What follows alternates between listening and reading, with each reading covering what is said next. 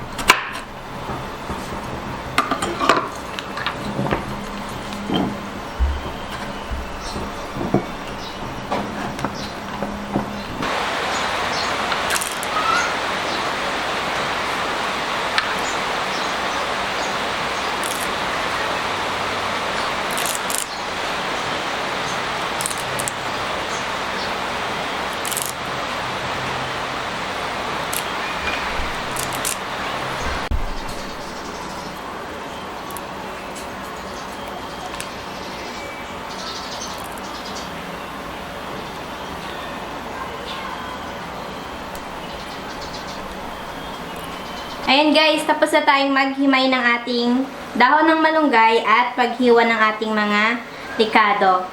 Time na para magluto. Ayan guys, mainit ng ating kawali. Ilagay na natin ang ating mantika. Sakto lang. Hintayin natin na uminit. Ayan guys, mainit ng ating mantika. Ilagay na natin ang ating bawang. Sunod natin ang ating sibuyas.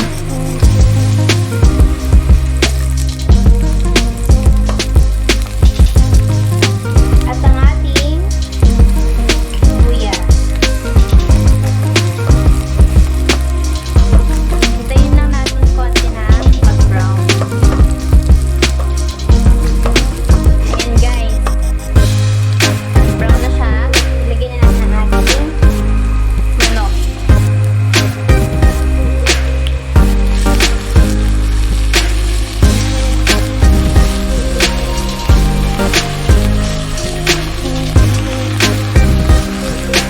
Okay guys, luto natin ang ating papaya. Kasi matagal siyang maluto. Kaya isabay na natin ito sa manok. Ayan. Okay, haluin lang natin.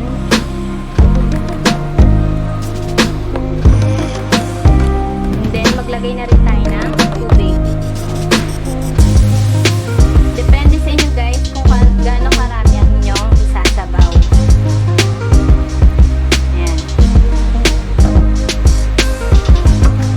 Kumulo na ang ating tinolang manok. Lagay na natin ang ating seasoning. Ating chicken cubes. Shake natin.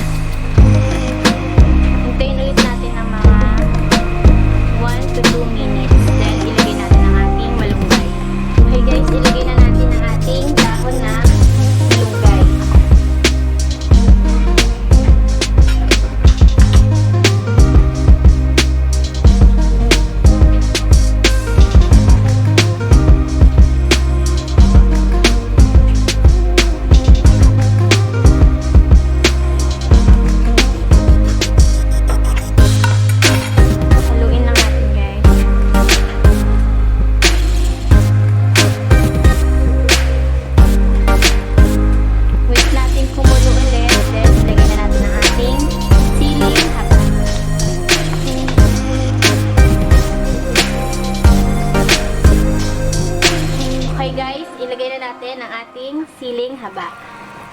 Ayan. Then, maya-maya, pwede na natin itong i-serve. Ayan. Ayan guys, luto na ang ating tinolang manok. So, kain na tayo guys. Pero before that pala guys, disclaimer lang. Ang lutong ito ay base lamang sa natutunan kong lutong bahay. So, ayan guys. Don't forget to like and subscribe. Thank you guys. Bye!